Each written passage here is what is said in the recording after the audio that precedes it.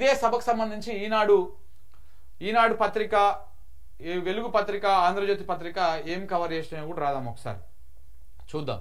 అయితే ఫస్ట్ పేజీలో యాడ్ ఇచ్చిరు బీఆర్ఎస్ పార్టీ వాళ్ళు. వీళ్ళకి ఏమిచ్చిరు? యాడ్ ఇచ్చిరు. ఇగో చూడండి ఒకసారి. ఇగో బీఆర్ఎస్ పార్టీ వాళ్ళు బలగమైన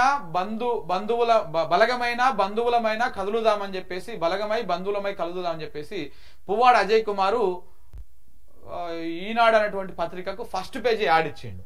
మరి ఫస్ట్ పేజీ యాడ్ ఇచ్చినందుకు మరి సెకండ్ పేజీల, థర్డ్ పేజీల వార్తలన్న పెద్దగా రాసిరా? మరి ఏమైనా వేసిరా? ₹1,00,000, ₹50,00,000, ₹1,00,00,000 ఉంటుంది ఆ యాడ్కి, ఫస్ట్ పేజీ యాడ్కి.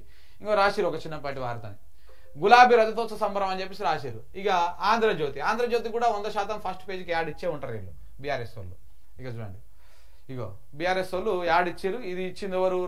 ఉమ్మడి వరంగల్ జిల్లాకు సంబంధించినటువంటి వాళ్ళందరూ కలిసి ఈ యాడ్ ఇచ్చారు. ఈ యాడ్ ఇచ్చినందుకు మరి ఈయన మన రాధాకృష్ణ గారు మూడో పేజీ అని చెప్పబడే ఫస్ట్ పేజీలో ఎంత వార్త రాసిండో కూడా చూసుకోండి ఒకసారి.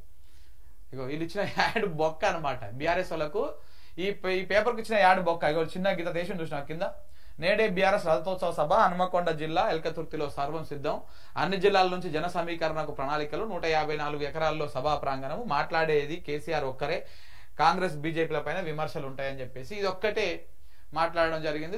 దాని పక్కనంగా రాధాకృష్ణ గారి సతీమణి ఏంది ఏం కార్యక్రమం, చతుర్థ వర్ధంతి అంట. ఆ వర్ధంతి యాడ్ ఒకటి వేసుకున్నాడు. ఆమె ఫోటో వేసుకున్నాడు, కానీ కనీసం మరి అంత పెద్ద యాడ్ ఇచ్చి ₹50,00,000 యాడ్ ఇచ్చినందుకు కొంచెం ఒక హాఫ్ పేజీ వార్త కూడా రాయాలి. బీఆర్ఎస్ వాళ్ళకు ఇట్లనే అవుతుంది అనమాట, ఇట్లనే కావాలి కూడా, వాళ్ళకి అర్థమవుతుంది.